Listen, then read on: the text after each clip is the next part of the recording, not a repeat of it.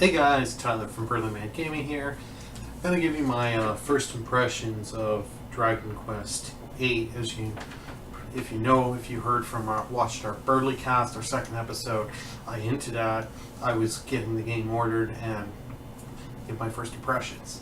Just a brief note, there may be some spoilers in this, and please note I'm not a huge Dragon Quest enthusiast, as I've never really played the games much. My brief history of Dragon Quest, I played, I think, Dragon Quest 3 on the Game Boy Color. It was, my local video shop had it, and I rented it a few times and played a little bit. And I remember someone close to where I lived had, I think it was the second game that where it was like the second Pokemon style game where you had monsters and captured them and used them to fight for you. So I don't have a huge knowledge or played really a lot of the games, but I was always curious. I remember when Dragon Quest 8 came out for the PS2 here in 2005, I wanted to pick it up. It also had like the demo for Final Fantasy 12. I never was able to find a copy back when I could afford to buy it, as back then I didn't have a job, so a little hard for me to afford it. So I never really played it. I remember when the DS games came out, and I think it was Dragon Quest 9 was the last one on DS. I unfortunately skipped it for other games, but that's enough of my brief backstory with Dragon Quest. Now, Dragon Quest 8. Please note, I'm not very far in the game. I haven't had a whole lot of time this weekend. I've put about 4.5 hours into it. For people that have played it, just know I just got the third party member. So I have 3 people in my party now that I can fight and battle. So it's interesting. So, yeah. I'm going to start off music. I enjoy the music in the game. I like the battle theme. It's very catchy. The boss battle theme so far has been very good too, and all the little towns and the few dungeons I've been in, themes are very nice. Next I'm going to go to the art. For those who don't know, who've never played a Dragon Quest game, or Dragon Warrior as it used to be known here, the artwork is all done for monsters and characters are done by Akira Toriyama, the guy that did Dragon Ball. He did the drawing and I think the story for Dragon Ball. So that's why you see some kind of similarities. So it's very interesting. I like the artwork. The classic good old slimes, to see them again, and nicer sprites than from the last time I played a game of them. Very nice to see. Onto the gameplay. It's good. I haven't delved into it much. Like, the skill points system is pretty interesting. For those who do not know, not every time you level, but every couple of levels, I'm sure there's a guide online you can follow, you can get a couple skill points. And for each character, you put them in a different weapon class.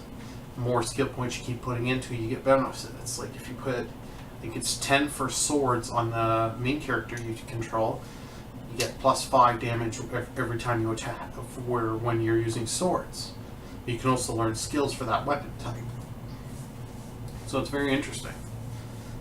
I haven't really spent, I don't have much. I have like the +10 for sword attacks, and it'd be interesting to kind of change around, since you can use like boomerangs for your main character, lances, and all sorts of different weapons.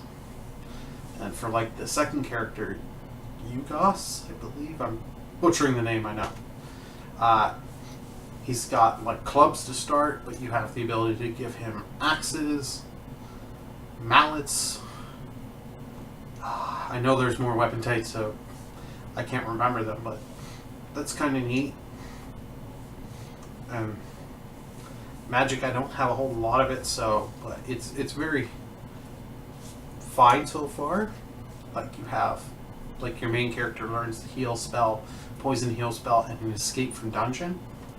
One thing I'll say I really do like about the gameplay is, since you're going to have to grind in these games, is every time you level up, your character goes back to full, when that character levels up, goes back up to full HP and full MP, which is very nice to help keep you grinding for a while longer.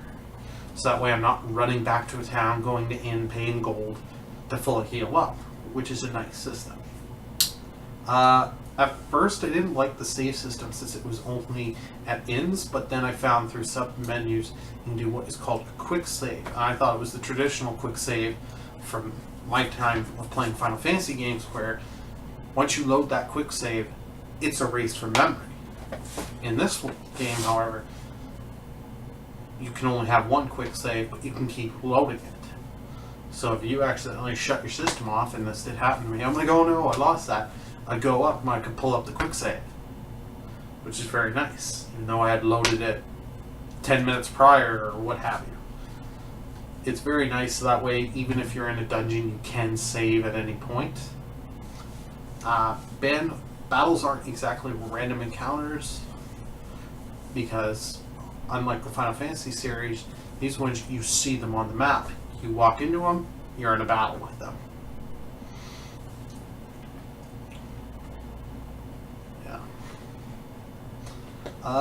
Something I don't like is the inventory system. Is just like that I pick up a herb. When I go into battle, I want to use the herb for my main character. Before I get into the battle, I need to put the herb on the separate items that each character has. So besides holding their own weapons and armor, you have to give them their own healing items. You can't just go from your generic bag. And you can't easily just give 10 herbs, because each herb takes a spot there. System, I kind of don't like it. I get it's kind of for like a strategic to make the game harder, but that's just more archaic in my opinion. But I'm sure there's people that really do like that system.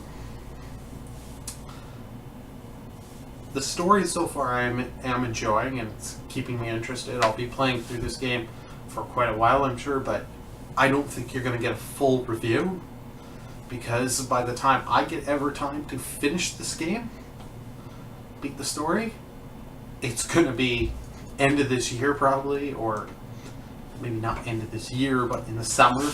And I just don't want to say, hey, in a month or two I'm going to get a review out, when things happen in my life, work and personal things happen, that it's just not going to be happening, and I don't want to be rushing through a game just to beat it through, get a review, because then that's going to temper my enjoyment of a game. But for anyone who's never played Dragon Quest, I think this would be an interesting one to start with. I heard 7 is good.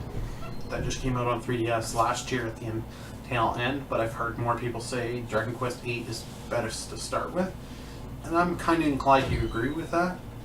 So if you've never tried a Dragon Quest game, I would suggest try this one out. Either on PS2 if you can find it, or the 3DS version. I kind of like the 3DS for being portable on the go. So, this has been Tyler from Burlymengaming. Don't forget to like, comment, and subscribe to us on YouTube. Also subscribe to us on Twitch, because I do some streams. We also do every Tuesday around 7:30, sometimes a little later depending on technical issues, mind you, our BurlyCast, where we talk about different gaming things that have happened in the week, our own predictions and thoughts. This has been Tyler from Burlymengaming. I'll be signing off.